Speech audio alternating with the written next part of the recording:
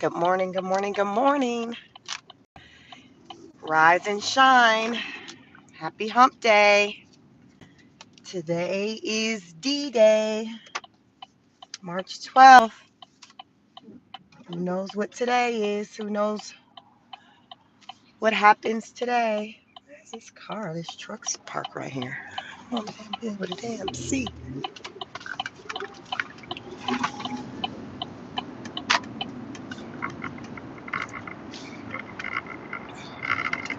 Who knows what happens today?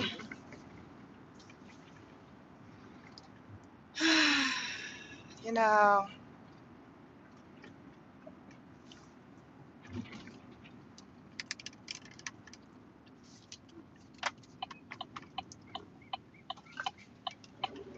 it's a lot going on. It's a lot going on, Lord.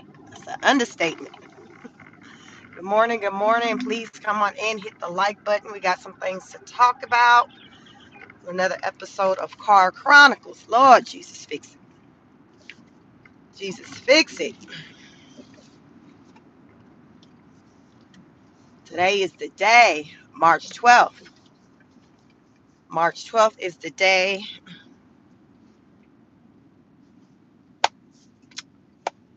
What is today? What happens today on March 12th, 2025? What happens today? Good morning, good morning. Hit the like button for me. Come on and listen. Today is D-Day. What happens today? March 12th. What happens today? What's been plastered all across the globe?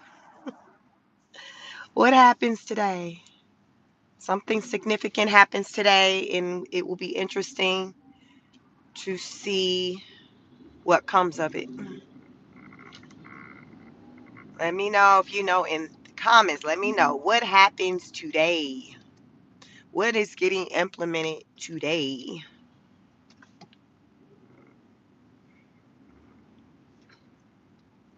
Today is an impactful day. Today is change. Change is coming today. Change is inevitable. It is. And we got to navigate through them just like anything else. Like, it's just a part of life, the experience. There's always going to be something evolving, shifting, adjusting, and we have to maneuver. We have to acquiesce. And today is no different. March 12th, 2025.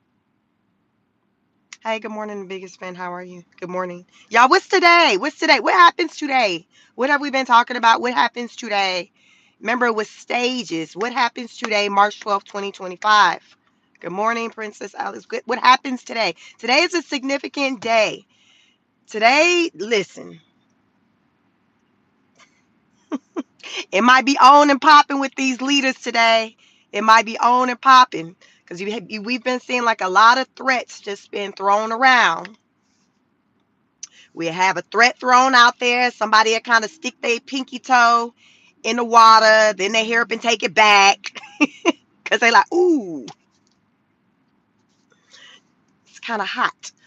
Today is Wednesday. Today's the day that President Trump implements the 25% tariffs on aluminum and steel. Today is that day. Now, here's the thing. Not that long ago, he was threatening to hit him with 50%. Yes, he was threatening to hit him with 50%. Hell, probably just 24 hours ago. What's today? Wednesday? So that was Tuesday. Y'all, this is so much happening, and it's happening so fast to where I'm having to really think like, yo, like that was just yesterday. So on Monday, Canada implemented their 25% tariff on the electricity bills for people who, okay, so apparently, and I didn't even know Canada until all of this. Some of you may or may not have known, but Canada provides electricity to like 3 states in the U.S. uh, Michigan, New York, and I think the third one is Massachusetts. But they were saying the premier over the weekend was like, listen, I'm sick of Trump. I'm tired of him. I'm tired of him. I'm tired. I'm tired. He want to play these games. Starting Monday, we're going to implement a 25% tariff on the electricity.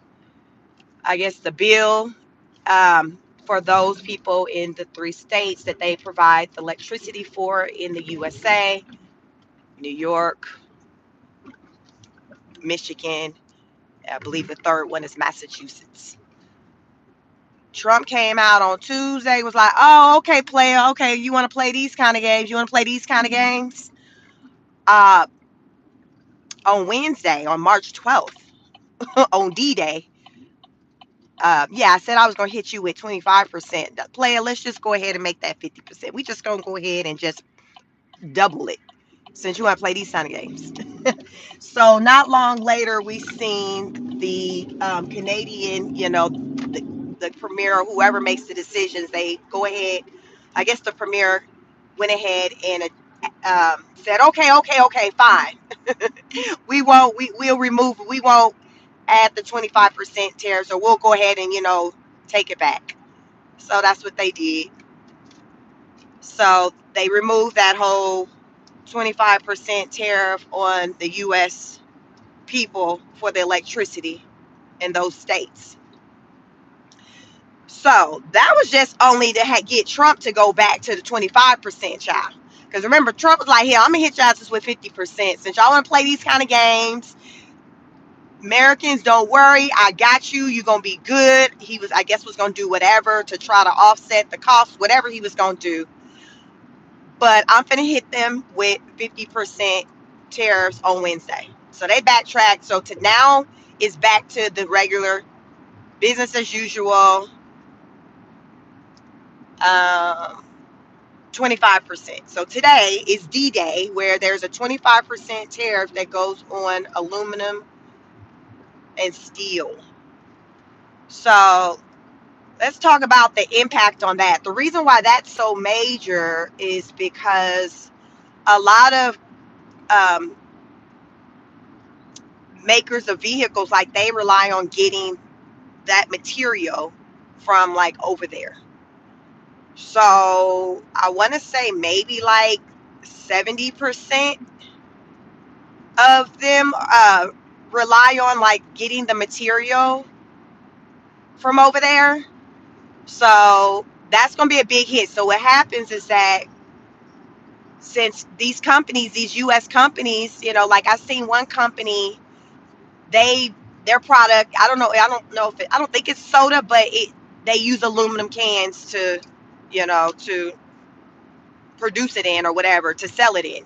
So they're already anticipating the cost of their business, their operational costs, to increase, because we need these cans for our products. Whatever they sell, I don't know what kind of drink it is, but it's in aluminum cans. So they're like, we need the aluminum cans. So we're going to be impacted because we got to buy the cans, and the cans come from over there in China. No, sorry, not China, Canada. The cans come from Canada. So that was just one company, a guy that I listened to, who just talked about how this was going to impact him.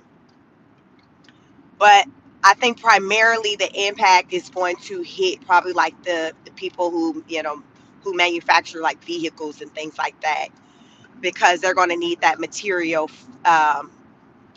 to build the vehicles, right? So they're going to have to pay that extra cost to get the material they need to make the vehicles. So that's going to be on that, and it's estimated that could add at least about on average about $12,000 onto the vehicles. So if a car is already 40,000, put extra 12 on that. Now we kind of up to 52. I think they said 12,500 is estimated as to how much more money was going to be added on these vehicles. And I've already listened to a dealership owner already just stressed last week about how it really was going to impact his sales for his vehicles. I think it was like one of those Dodge Chrysler dealerships, and he already was talking about the impact it was going to have on his trucks, like an $80,000 truck now being 100,000. And he's like, their inventory, he is just going to sit. He looked depressed as he was talking about it. He looked real depressed. But at that time when he was talking, Trump had not put given them the 30-day grace period. So now there's a 30-day grace period as far as with here, um, with the impact on them with the tariff, but not for like everybody else. Everybody else, listen here, listen. Everybody else, you getting this 25% tariff is being implemented today for everybody else, but the big three companies, those dealerships, which was Chrysler, who else was it? It was three of them. It's three big companies. I can't think of it right now, but they got a 30-day little grace period on being hit with the impact of the tariffs. But it's just 30 days. So y'all know the 30 days come by real fast. They come by real fast. So here we are today, 25% on the aluminum and steel.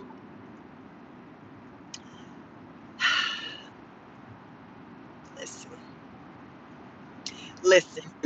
So be tapped in with the news because I'm sure today the Canadians, they're going to be talking.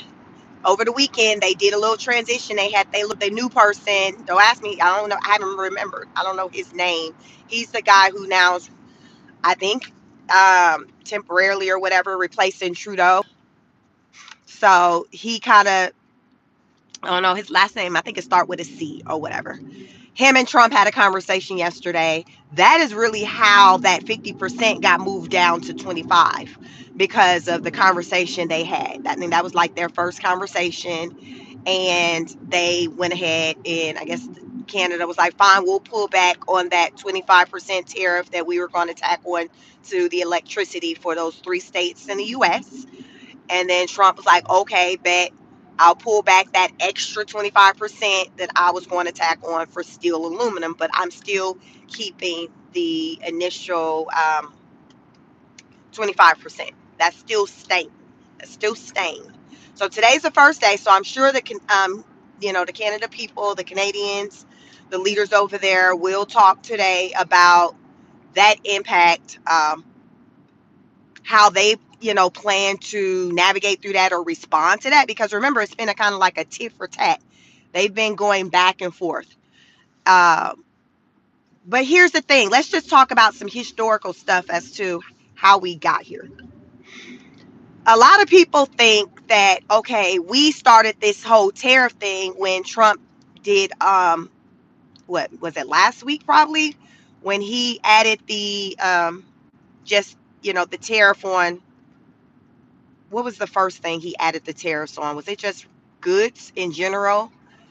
He added the 25% tariff on. I think that was just a week ago.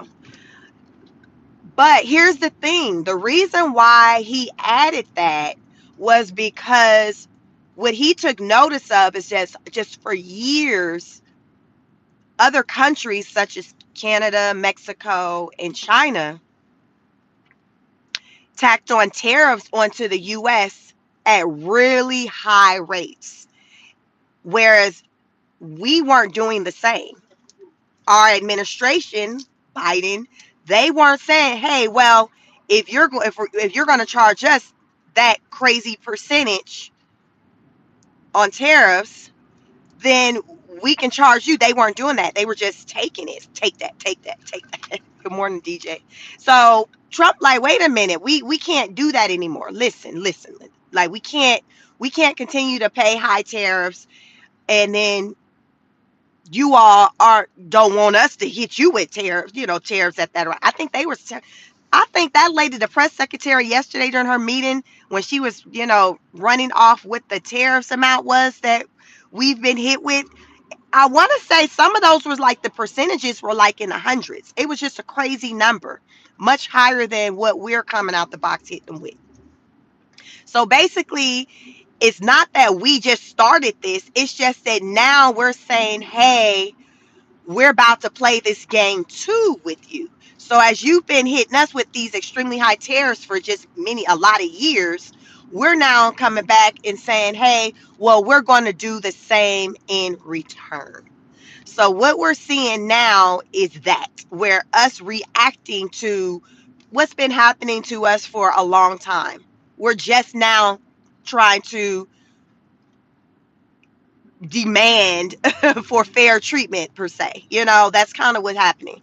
So as it's going back and forth. So let's just say Canada started years ago with whatever percentages on tariffs they had on us.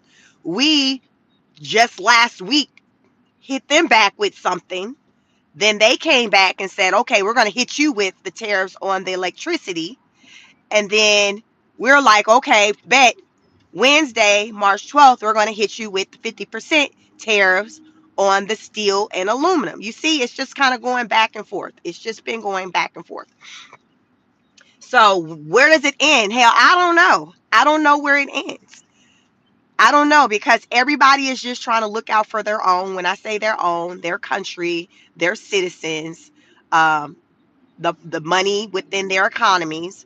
The Canadians like, listen, these tariffs that President Trump is implementing, it's basically the intent is to cripple our economy, to make things hard for the Canadian citizens, and that's not okay. And we're fighting back.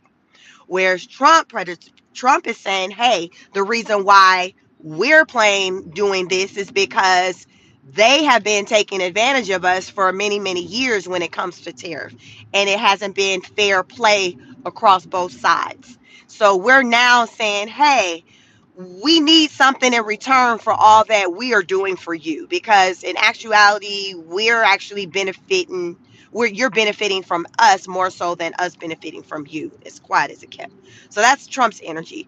Now of course he's following up with, oh, y'all need to control the fentanyl that's coming out of there, the borders and things like that.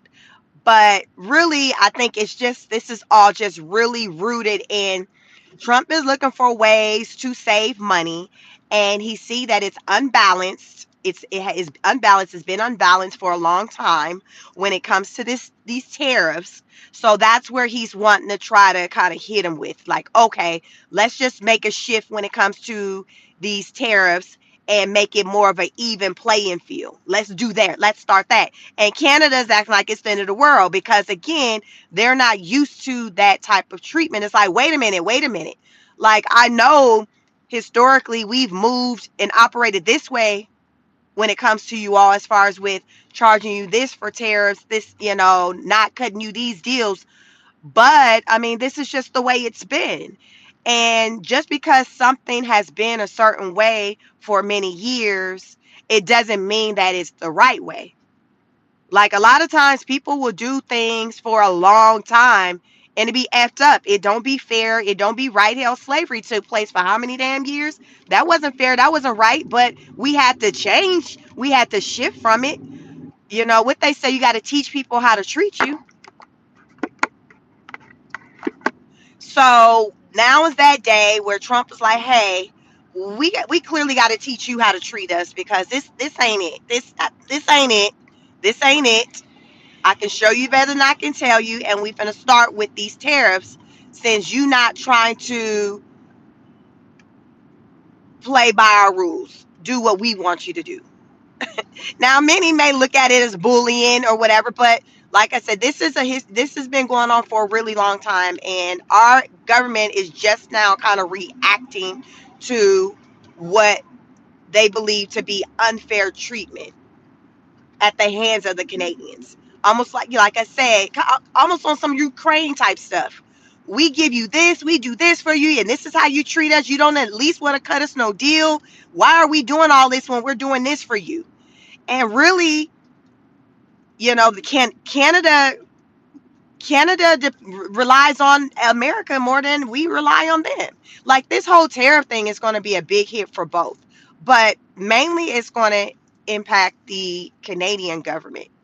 It's going to impact them. It's going to have a more severe impact on them than our government. It is, it is what it is.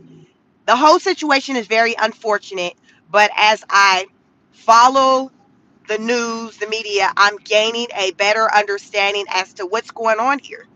And in my very like recent understanding is that, listen, it's just been a history here where America has been paying tariffs on things at higher rates in other countries than what we've been requiring for them to pay, and that hasn't been fair, and it stops. It's, President Trump's like, we're not doing it anymore. We're not doing it anymore. And then if you don't even want these tariffs, how about you just go ahead and do like that Taiwan man doing, and come set up shop here in our country and listen. And you ain't even got to worry about tariffs. Tariffs will be a thing of the past, because that guy who made what this guy, I think he's from Taiwan. He makes some type of chips or something that goes into some type of electronic devices or whatever. He's setting up shop over here in the U.S. He was just, listen, child. He was at the press conference a week ago, just cheesing and smiling about the idea of not having to pay tariffs on his business, because he's going to set up shop here. He's going to be in Arizona. And as a result of that, it's going to produce jobs for the American people. And I think that's supposed to take place this year. I don't recall them putting really exact timeline on when the business will fully be over here. But he's already been, doing some business already over here. But he's just going to enhance it, and just, I think, just do the whole shebang here. I think he probably was maybe doing parts of it maybe here, but now he's like both feet in. He's like, bet I'm coming. Like, I'm about to save on this money, about to save on this 25% tariff. And so Trump is trying to get other people to kind of do the same. Good morning, Miss X. Good morning. Good morning. Trump's trying to get other people to do the same. Just come over here, operate your business here, save on the tariffs, and then American people will have job opportunities. It's like a, win-win. So that's where he is on that. So let's talk about Elon. Elon Musk and these doggone Tesla vehicles. Listen, listen. Y'all think by the end of the 4 years, Elon Musk gonna still be on record as what the richest man in the world? Because with the way that bottom line being hit, they saying Trump over there at the White House doing Tesla vehicle commercials, advertising for doing advertisements for his friend vehicles, because he's taking a hit. He's lost a lot of money. I think, what is it? It's so much information, you all, as I research and like delve into before I come on these lives. So I try to remember it all. You all let me know in the comments, if there's things that that you can elaborate on as far as what I'm talking about. But I want to say, they said he's already lost $7 billion. Now, somebody is just stupid rich when losing $7 million is just like, it still has him sitting as like the richest of the rich. I think they said that man made more money than damn all the people in the USA damn near combined. So he's lost a lot of money. His stock is going down. People are boycotting. They are cutting up. They acting a fool, trying to set the vehicles on fire at the car dealerships, breaking glass, just showing out. They are showing out. And a lot of the people, I think, are people who, or a lot of the people who are in their feelings these days, they have Tesla products. So that leads me to believe that I guess a lot of Democrats like Teslas, because like they are cutting up. Like, they're like not even wanting the vehicles anymore. They're like, listen, I don't want I don't want it anymore. And they're selling their stock. They're like, I don't want no parts of Elon Musk. And I think I think the major hit with his sales. I think they said in the past 30 days he's lost maybe like I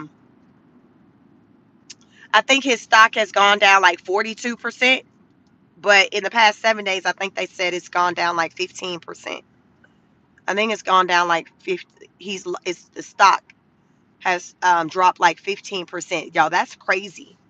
That is crazy. So I'm not even sure now the Tesla stock, like with the value, like if you were to go, want to buy stock today, what that number is. I've just been seeing the news outlet just talk about just the percentage, like the decrease, from that standpoint, just from a percentage perspective, or just the total dollar amount that he's lost. But he's lost so much money that it caused for Trump to purchase one of the vehicles. I guess he felt bad for the man who got more money than him. I don't know, but he's like, listen, Elon been helping the government out.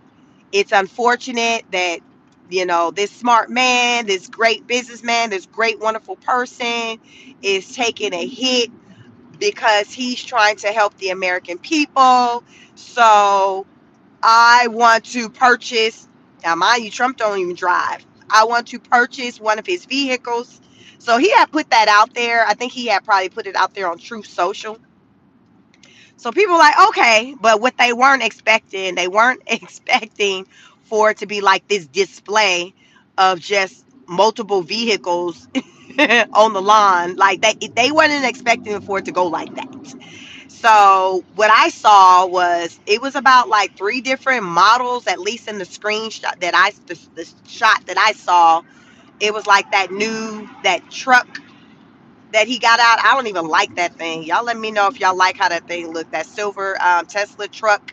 I can say since that truck's been out, I've probably seen them on the road maybe 3 or 4 times. I live in Georgia. You just don't look up and see that truck. So I'm curious to know how the sales are doing for that truck. I hear they are not doing well at all. But he had that truck was on the lawn, there at the White House, and then there was like two other cars. Trump really took a liking to one of the cars. It was the red one. It was a pretty beautiful car. I liked how it looked too. Very, nice, sleek looking car. Trump took a liking to that one and said he was going to buy it.